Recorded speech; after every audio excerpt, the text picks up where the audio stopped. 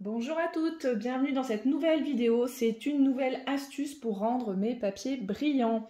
Alors, j'en ai déjà donné une, ça c'est la deuxième édition. Alors, cette fois-ci, ça va être avec la machine GoPress and Foil, autrement dit la machine adorée. C'est une machine qui s'utilise en complément de la Big Shot qui va permettre de rendre nos papiers brillants. Je vous montre tout de suite comment ça marche. On va en fait faire fondre une pellicule adorée. Donc ça, c'est toute la gamme des pellicules adorées. Vous voyez qu'il y a quand même beaucoup de choix. Et cette pellicule, on va venir la faire fondre avec cette machine. Là, alors, j'ai déjà mis en chauffe. Là, elle est en verre, donc c'est bon, elle est prête. Là, voilà, je ne peux pas laisser mes doigts très longtemps dessus. J'ai aussi besoin d'une plaque métallique qui se vend en complément.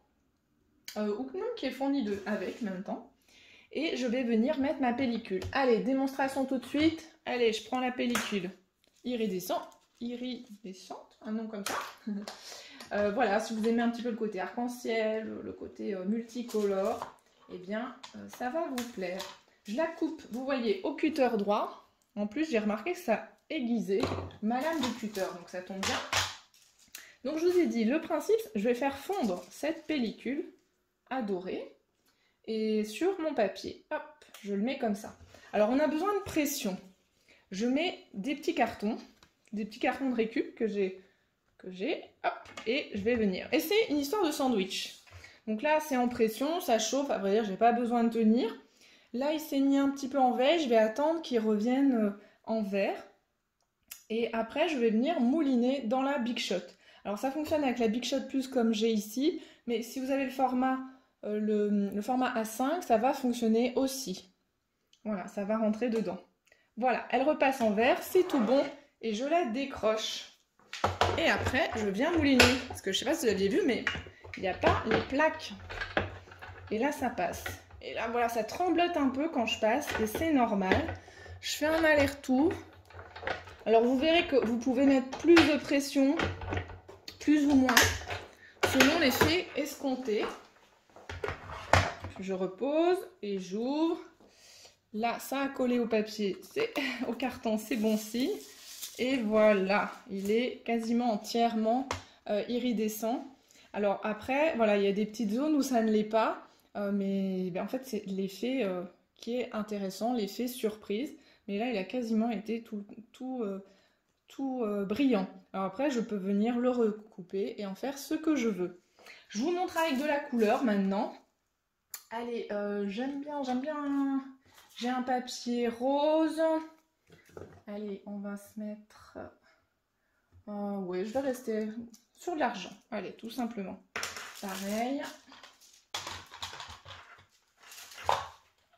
En fait, ça donne un effet brillant, mais un petit peu irrégulier, un peu surprise. Et ça, c'est ce que j'aime beaucoup. Vous allez voir ma galerie de réalisation. J'utilise très régulièrement dans des pages de scrap. Ça marche bien sûr pour la carterie et tous vos papiers sur du cuir, vous pouvez le faire, sur un ruban, vous pouvez le faire. C'est pas que les papiers qu'on va rendre brillants. Hop, c'est en chauffe. J'attends un petit peu que ça passe au vert. Et c'est tout bon.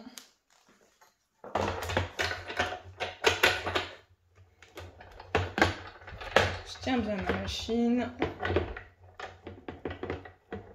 Voilà, et si je mets moins de carton, ça va moins imprimer le motif aussi. Ça vous donnera un autre effet. Voilà, là je vois tout de suite qu'il s'est énormément imprimé. Mais voilà, ça c'est ce que j'adore. Je vois encore le rose, mais j'ai le papier. Et alors comme c'est un papier tramé, on voit la texture. Ça, j'adore. Ça me plaît beaucoup. On voit la différence, il est clairement plus brillant là. Voilà, et ça tient bien, vous verrez. Voilà, je mets les doigts. Allez, j'ai un tout petit peu de brillant qui s'en va, mais quasiment pas.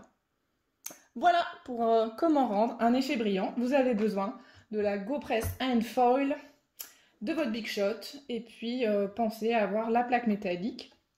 Toujours. À bientôt, ciao ciao.